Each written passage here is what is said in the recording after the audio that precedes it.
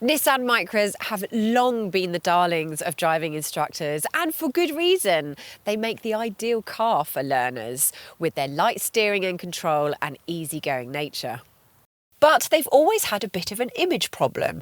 While the Renault Clio is seen as a suave continental choice, the Volkswagen Polo the sophisticated and classy option, and the Ford Fiesta the go-to super mini for driving fun, the Micra has always been a dependable choice. In short, a bit boring. Which is why in 2017 Nissan started making Micras that look like this, all sharp creases and swishy angles, much more memorable than the previous generation that looked a bit blobby. It looked like this, easily forgettable.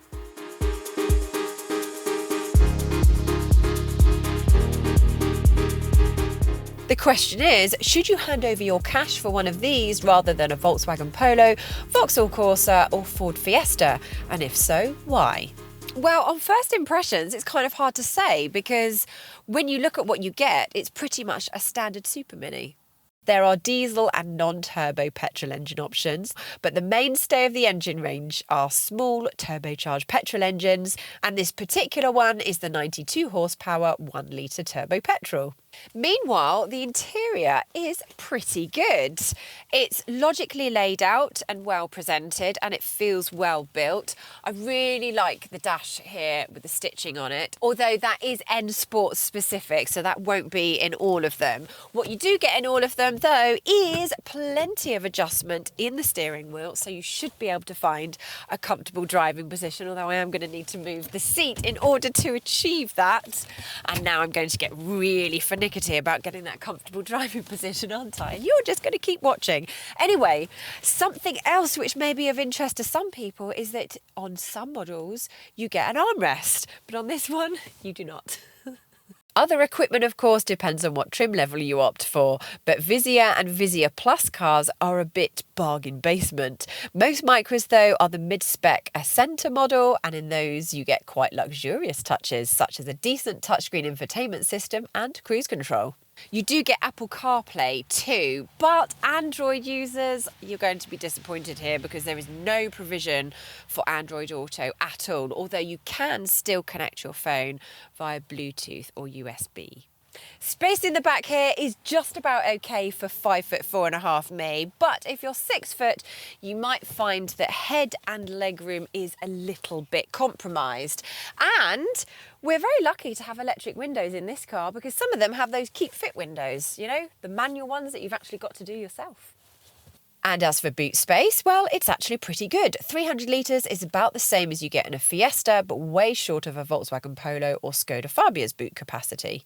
At least it's a good wide square shape so you can really make the most out of the space you've got. Now we're going to take it for a drive, and while I go and get set up, like, subscribe, catch all of our videos by clicking on the bell icon, because we have got reviews of the Volkswagen Polo, the Ford Fiesta, Ford Puma. I just had to mention the Ford Puma. Anyway, go like and subscribe. I'll see you in a minute.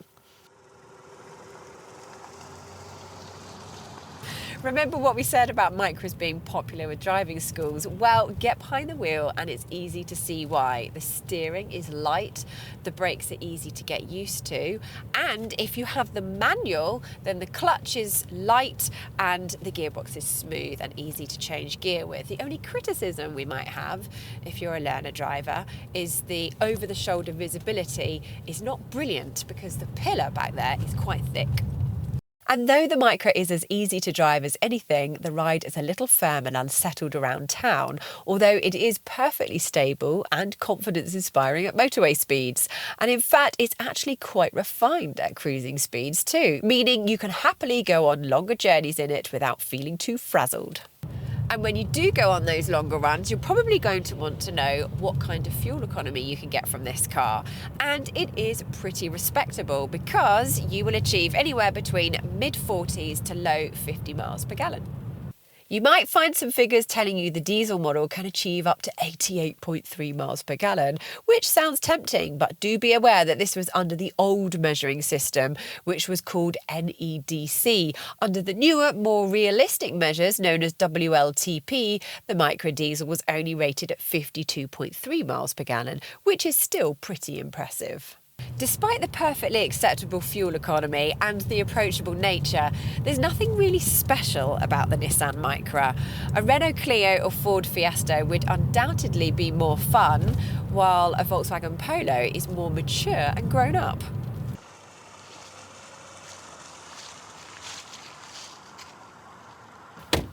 Overall then, the final generation of Nissan Micra is a perfectly good car, and its sharper suited looks definitely elevate it above its predecessors.